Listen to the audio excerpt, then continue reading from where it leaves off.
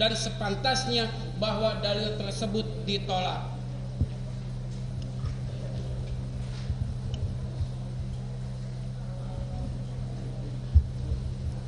Izin Yang Mulia, kami lanjutkan.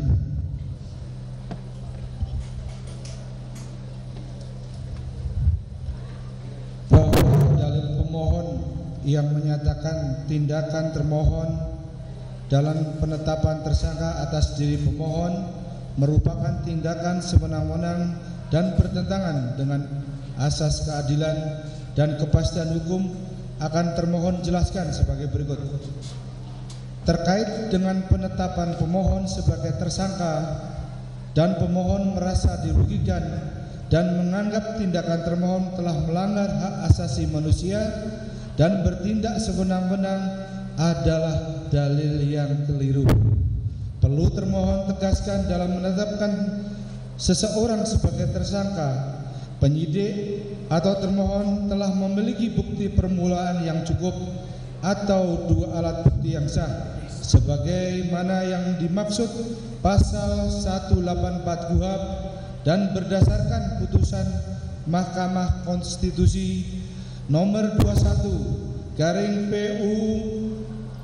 garing 12 Romawi garing 2014 tanggal 16 Maret 2015 dalam amar putusannya menyatakan frasa bukti permulaan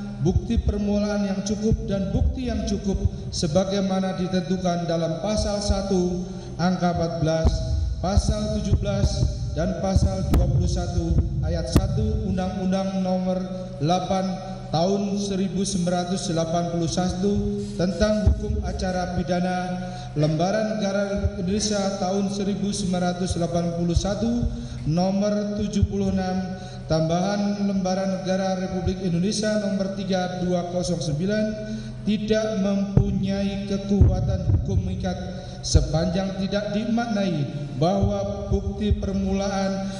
permulaan yang cukup dan bukti yang cukup adalah minimal dua alat bukti yang termuat dalam pasal 184 Undang-Undang 8 tahun 1981 tentang hukum acara pidana. Dengan ditetapkan pemohon sebagai tersangka oleh termohon sebagai bentuk kepastian hukum yang diberikan oleh termohon dalam konteks hak asasi manusia sebagaimana salah satu prinsip dasar terdapat dalam KUHP bahwa termohon dalam menetapkan tersangka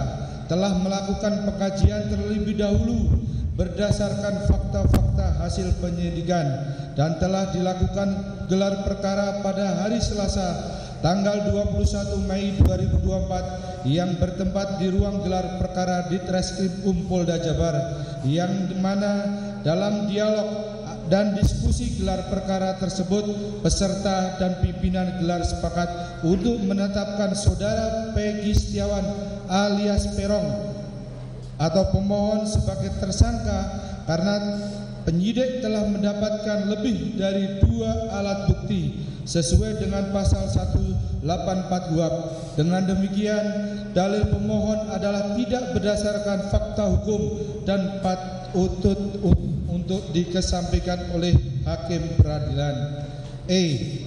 Bahwa dalil pemohon yang mengatakan analisis hukum pemohon terhadap bukti yang dianggap cukup dalam menetapkan tersangka terhadap pemohon oleh termohon adalah tidak sah akan termohon jelaskan sebagai berikut. Bahwa termohon dalam menetapkan pemohon sebagai tersangka sudah melalui proses tahap penyelidikan dan penyidikan terlebih dahulu sesuai dengan pasal 5 pasal 10 Perkap 6 tahun 2019 tentang penyidikan tindak pidana, yaitu memeriksa pelapor, saksi-saksi, ahli serta mengumpulkan bukti-bukti serta menyita barang bukti yang terkait dengan tindak pidana perkara dimaksud. Kemudian berdasarkan adanya fakta-fakta hukum sesuai dengan salinan putusan pengadilan yang sudah mempunyai kekuatan hukum tetap, yaitu atas nama tersangka Saudara Sakatata yang telah divonis bersalah oleh Pengadilan Negeri Cirebon dengan putusan nomor 16 garing Pitsus anak garing 2016 PN Cirebon Pengadilan Tinggi Bandung banding dengan putusan nomor 50/Pitsus/Anak/2016 Pengadilan Tinggi Bandung serta kasasi Mahkamah Agung dengan putusan nomor 2607K/Pitsus/2016 berdasarkan persangkaan pasal 30 KUH pidana junto pasal 55 ayat 1 ke 1 KUH pidana dengan hukuman penjara 8 tahun. Kemudian berkas perkara atas nama tersangka Rivaldi Aditya Wardana alias Ucil bin Asep Kusnadi dan Ekora Madani alias Kopak bin Kosim yang telah divonis bersalah oleh hakim yang mengadili perkara tersebut dengan hukuman seumur hidup mulai dari pengadilan tingkat pertama di Pengadilan Negeri Cirebon dengan putusan nomor 3 Pit B 2017 Pengadilan Cirebon banding Pengadilan Tinggi Bandung dengan putusan nomor 19 Pit 2017 PT Pengadilan Tinggi Bandung sampai dengan kasasi Mahkamah Agung dengan putusan nomor 1035 K Pit 2017 dengan persangkaan melakukan tindak pidana perlindungan anak dan atau pembunuhan berencana dan atau pembunuhan sebagaimana dimaksud dalam pasal 80 ayat 1 ayat 3 junto pasal 81 ayat 1 Undang-Undang Republik Indonesia nomor 35 tahun 2014 tentang perubahan Undang-Undang RI nomor 23 tahun 2002 tentang perlindungan anak dan atau pasal 340 KUH pidana dan pasal 338 KUH pidana junto pasal 55 ayat 1 ke 1 KUH pidana. Sedangkan berkas yang ketiga atas nama tersangka Hadi Saputra alias Bolang bin Kasana, Eka Sandi alias Tiwul bin Muran, Jaya alias Kliwon bin Sabdul, Supriyanto alias Kasdul bin Sudadi dan Sudirman bin Suratno yang telah divonis bersalah oleh hakim yang mengadili perkara tersebut dengan hukuman seumur hidup mulai dari pengadilan tingkat pertama di Pengadilan Negeri Cirebon dengan putusan nomor 4 Pit B 2017 Pengadilan Cibik Cirebon banding di Pengadilan Tinggi Bandung dan putusan nomor 193 Pit 2017 Pengadilan Tinggi Bandung yang terbukti secara sah dan meyakinkan melakukan tindak pidana perlindungan anak dan atau pembunuhan berencana dan atau pembunuhan sebagaimana dimaksud dalam pasal 80 ayat 1 ayat 3 junto pasal 81 ayat 1 Undang-Undang RI nomor 35 tahun 2012 tentang perubahan Undang-Undang RI nomor 23 2002 tentang perlindungan anak dan atau pasal 30 KUH pidana dan pasal 338 KUH pidana junto pasal 55 ayat 1 ke 1. B. Berdasarkan fakta hukum tersebut di atas, kemudian pada hari Kamis tanggal 21 Mei 2024 sekira jam 09.00 WIB sampai dengan selesai yang bertempat di ruang gelar perkara di Reskrim Polda Jabar, termohon telah melaksanakan gelar perkara yang dipimpin oleh Fasidik di Reskrim Polda Jabar yang dihadiri oleh pengawas internal Polda Jabar yaitu fungsi Itwasda Polda Jabar, Bid Propam Polda Jabar serta dari fungsi hukum Bidkum Polda Jabar bahwa dalam diskusi dan dialog gelar perkara tersebut pimpinan dan peserta gelar berdasarkan fakta-fakta hukum yang telah diperoleh penyidik sepakat menetapkan saudara Peggy alias Peggy Setiawan alias Peron ditetapkan sebagai tersangka karena penyidik telah mendapatkan lebih 2 alat bukti yang cukup sesuai dengan pasal 184 KUHP dan putusan Mahkamah Konstitusi nomor 21/PU/12 tanggal 16 Maret 2015 yang dalam amar putusannya menyatakan frasa bukti permulaan yang cukup dan bukti yang cukup sebagaimana ditentukan dalam pasal 1 angka 14, pasal 17 dan pasal 21 ayat 1 Undang-Undang nomor 8 tahun 1981 tentang hukum acara pidana Lembaran Negara Republik Indonesia tahun 1981 nomor 76 tambahan Lembaran Negara Republik Indonesia nomor 3209 tidak mempunyai kekuatan hukum mengikat sepanjang tidak dimaknai bahwa bukti permulaan yang cukup dan bukti yang cukup adalah minimal 2 alat bukti yang termuat dalam pasal 184 Undang-Undang 8 tahun 1981 tentang hukum acara pidana, maka demikian tidaklah beralasan secara hukum apabila pemohon mendalilkan bahwa termohon tidak menganalisa secara hukum terhadap bukti yang dianggap cukup dalam menetapkan tersangka terhadap pemohon oleh termohon sehingga pemohon menganggap tidak sah, sehingga dalam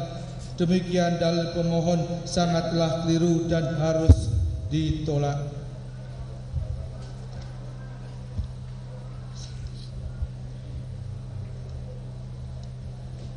Bahwa menurut peraturan Mahkamah Agung Republik Indonesia nomor 4 tahun 2016 tentang larangan peninjauan kembali putusan pra peradilan pasal 2 ayat 2 menyebutkan bahwa pemeriksaan pra peradilan terhadap permohonan tentang tidaknya sahnya penetapan tersangka hanya menilai aspek formil, yaitu apakah ada paling sedikit 2 alat bukti yang sah dan tidak memasuki materi perkara. Dengan adanya ketentuan tersebut, maka jelas dalam persidangan ini kita hanya memeriksa tentang apakah termohon telah terdapat 2 alat bukti atau belum dalam menetapkan tersangka kepada pemohon tanpa melihat materi perkaranya, karena pembahasan materi perkara hanya dapat dilakukan pembelaan dalam persidangan pokok perkaranya. Bahwa berdasarkan fakta-fakta hukum sebagaimana didalilkan di atas, bahwa tindakan kepolisian yang dilakukan termohon berupa penetapan tersangka, penangkapan, penggeledahan, penyitaan dan penahanan terhadap tersangka atau pemohon adalah merupakan tindakan yang sah menurut hukum, karena sudah sesuai dengan prosedur, yaitu telah memenuhi syarat formil dan material serta dalam kapasitasnya melaksanakan perintah undang-undang sesuai dengan kewenangannya. Maka dengan demikian termohon yang telah melakukan penetapan tersangka saudara Peggy Setiawan alias Peron bin Rudi Irawan pemohon adalah tidak bertentangan hukum sehingga sah menurut hukum. Maka berdasarkan dalil-dalil dan alasan tersebut di atas, termohon memohon kiranya Yang Mulia Hakim yang memeriksa dan mengadili perkara pra-peradilan ini berkenan untuk memutuskan sebagai berikut. Dalam perkara 1, menolak permohonan pra-peradilan dari pemohon untuk seluruhnya. 2, menyatakan bahwa penetapan pemohon sebagai tersangka adalah sah menurut hukum. 3, menghukum pemohon pra peradilan untuk membayar biaya yang timbul dalam perkara ini, atau apabila hakim berpendapat lain, maka dalam peradilan yang baik mohon putusan yang seadil-adilnya et aquo bono. Bandung 2 Juli tahun 2024. Hormat kami kuasa hukum termohon Kombes Nur Adiandari dan kawan-kawan. Selesai. Jawaban dari termohon sudah selesai dibacakan. Selanjutnya agendanya untuk replik, begitu? Jam 1. Mohon izin. Ya. Oh ya, silakan kalau ada replik. Kalau gitu yang di sana. Nanti dikasihkan lagi aja yang dari sini ya. Silakan.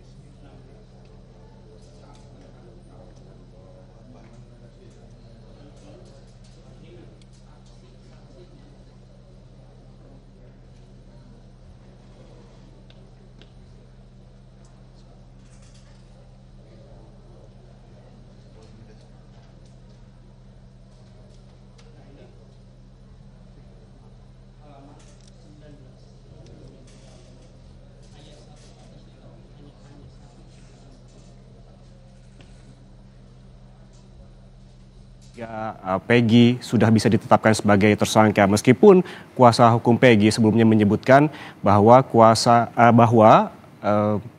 alat bukti tersebut meragukan karena pada saat penetapan tersangka Peggy Setiawan, polisi masih memeriksa saksi dan juga mencari alat bukti lainnya. Namun dalam persidangan dengan agenda jawaban dari Polda Jawa Barat menyebutkan alat bukti ataupun 2 alat bukti yang ada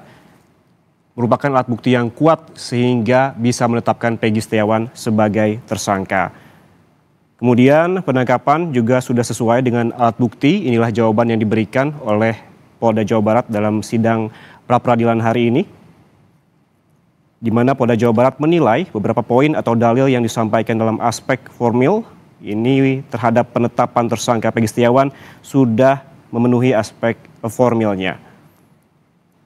Dan penangkapan dari Peggy Setiawan juga sudah berdasarkan dari hasil penyelidikan yang dilakukan sebelumnya oleh